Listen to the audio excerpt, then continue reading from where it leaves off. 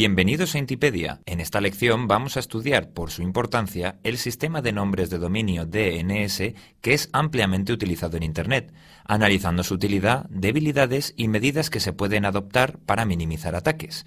¡Acompáñanos!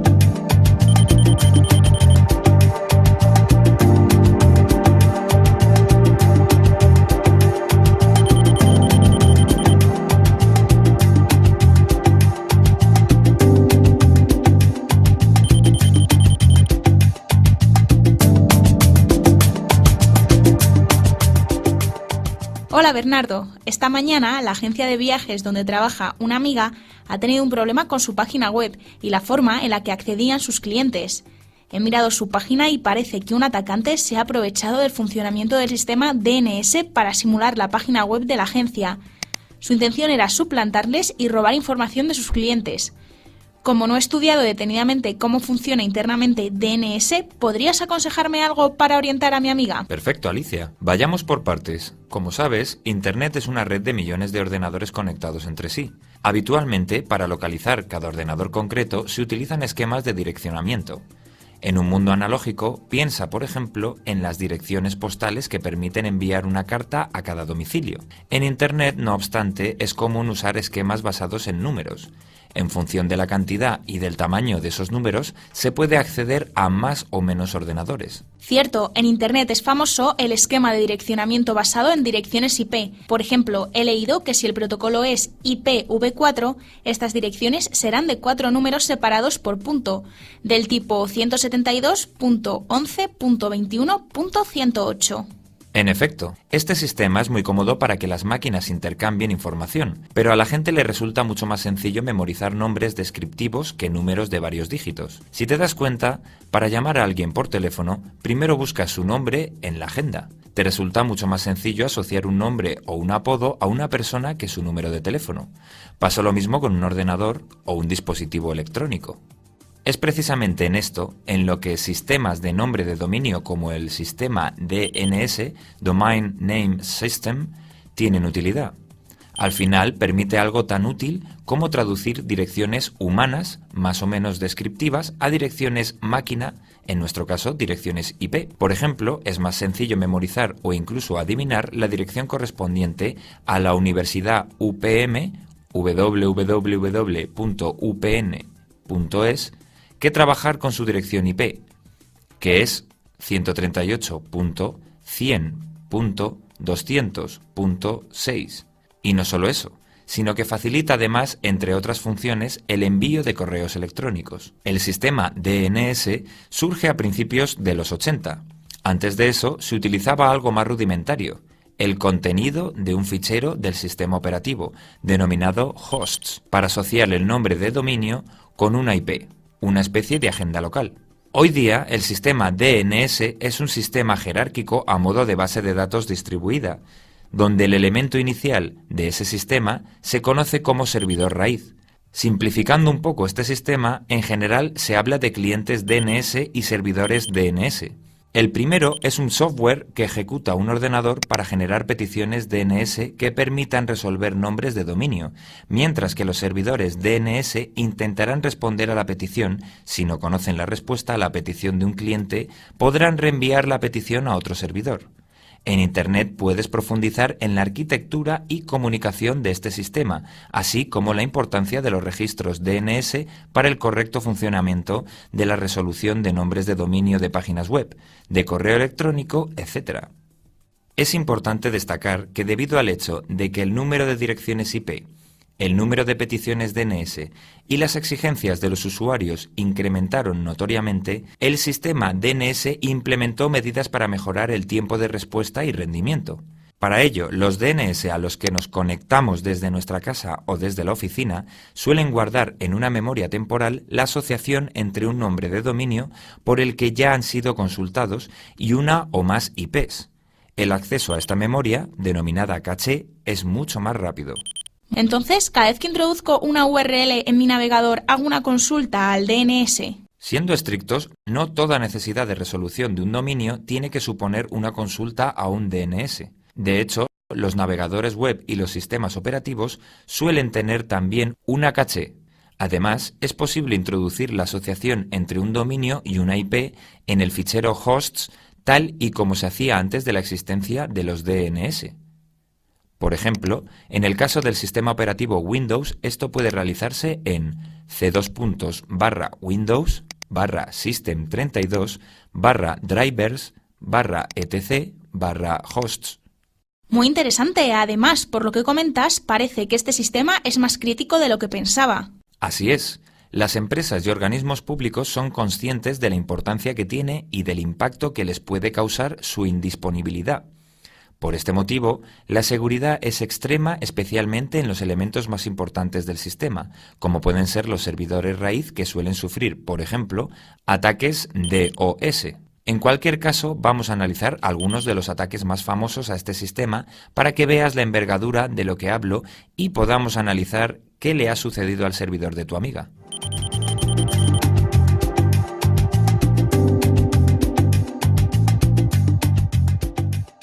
Vamos al grano, Bernardo. ¿Qué me puedes comentar de los ataques más famosos a este sistema? Y lo más importante, ¿cuáles son los motivos reales por los que se le ataca? Veamos. Hoy día, sin la arquitectura DNS, las comunicaciones en Internet se complicarían bastante.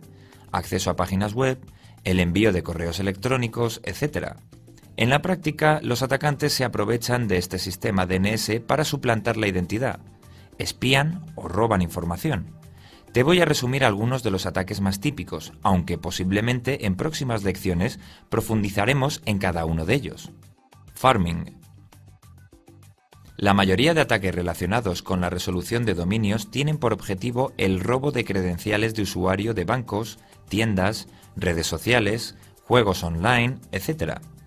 Para conseguirlo, redireccionan el tráfico dirigido a una web legítima a otra falsa especialmente preparada para suplantarla. También se puede hacer con el correo electrónico. Si nos centramos en un aspecto local, una de las variantes más comunes del pharming consiste en cambiar el archivo hosts del sistema operativo atacado. Esto se puede hacer por medio de un troyano. Análogamente sería posible. Malintencionadamente, claro, tanto modificar en el sistema operativo los comandos de consulta a los DNS como cambiar la configuración de conexión a Internet referente a los DNS. La modificación de los DNS, ya sea la configuración local, los servidores DNS a los que se conectan los usuarios en Internet o mediante un ataque de hombre en el medio. Lo habitual es que provoque una redirección de tráfico. Adicionalmente a los problemas de suplantación y robo, debe prestarse atención a este hecho, ya que facilitaría la monitorización de las comunicaciones, es decir, el espionaje. De hecho, en la actualidad existen propuestas para no depender de la arquitectura DNS tradicional que podría estar controlada por unos pocos países. Soluciones como DNS por P2P, OpenDNS, OpenNIC, etc. cada vez son más mencionados.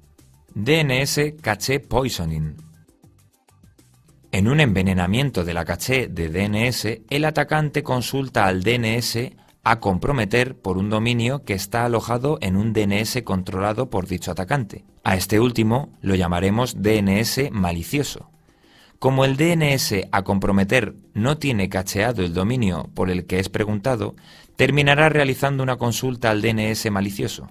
El DNS malicioso, además de contestar con la IP asociada al dominio solicitado, contestará con IPs fraudulentas que irán unidas a dominios, por ejemplo, entidades bancarias. El DNS a comprometer responderá a la consulta inicial del atacante con la IP del dominio por el que preguntó y guardará en caché el resto de asociaciones dominio-IP maliciosas. El DNS comprometido, desde ese momento hasta que los borre de su caché, devolverá las IPs fraudulentas cuando reciba consultas asociadas a los dominios adicionales con los que contestó el DNS malicioso.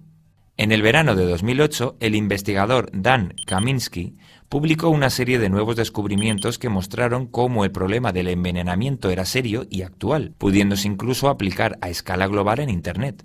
Por ejemplo, se podría utilizar para comprometer la actualización de aplicaciones lo que se conoce como Evil Grade, de forma que un atacante podría hacerse pasar por el sitio del cual nos descargamos las actualizaciones del sistema operativo. DNS-ID spoofing con sniffing. DNS-ID spoofing se podría traducir del inglés como suplantación de identidad en un DNS. Para poder utilizar este ataque se tiene que poder escuchar, o en inglés hacer sniffing, el tráfico que genera la máquina del usuario a engañar. En primer lugar, el usuario a engañar lanzará una consulta a un DNS. Esta tiene que tener un identificador entre el 1 y el 65.535, que un atacante podrá descubrir escuchando el tráfico. Antes de que el DNS consultado responda, el atacante tendría que lanzar la respuesta a la petición que la originó, con el mismo identificador que la consulta al puerto, que también ha podido descubrir. Esta respuesta asociará el dominio consultado con una IP fraudulenta. Posteriormente, la máquina del usuario a engañar recibirá la respuesta no maliciosa. Sin embargo, la desechará al haber ya recibido previamente otra con ese mismo identificador. Como puedes ver, en la mayoría de los casos, el problema viene porque el tráfico DNS, peticiones-respuestas, no están autenticadas, lo que simplifica la suplantación-manipulación por parte de un atacante. Este ataque es un ejemplo de ataque de hombre en el medio al protocolo DNS. Pues sí que hay ataques. ¿Alguno más? Vale, este otro es para nota. ¿Crees que es posible saber si un DNS ha resuelto un dominio con anterioridad a que le preguntemos por él? Pues no lo sé. La respuesta es afirmativa. A eso se le llama hacer DNS caché snooping, algo así como fisgonear en el caché del DNS. Por ejemplo, del DNS propio que utilizan los empleados de una empresa se podría obtener información como los bancos con los que trabaja la compañía, los bancos con los que trabajan sus empleados, sus clientes, sus proveedores, los perfiles políticos de sus empleados, software que tienen instalado, etc. De hecho, en el pasado eran comunes otro tipo de ataques basados en la transferencia de zona, es decir, en aprovechar la mala configuración de un servidor DNS para volcar literalmente los datos de los dominios que gestionaba. En el caso particular del servidor DNS de una organización, este ataque permitía obtener un mapa completo de la red interna de una organización, hosts, direcciones IP internas, etc. Pero eso parece no ser tan grave. De acuerdo, es menos peligroso que otros ataques, pero piensa que, además de tener implicaciones legales, esta información se podría usar, entre otras cosas, para, a su vez, realizar ataques como phishing, ingeniería social o la explotación eficiente de vulnerabilidades software. Además, existen otros usos aprovechándose de la arquitectura DNS, pero ya tendremos tiempo en el futuro de hablar de esteganografía con DNS, distribución de malware vía DNS, fast flux, etc.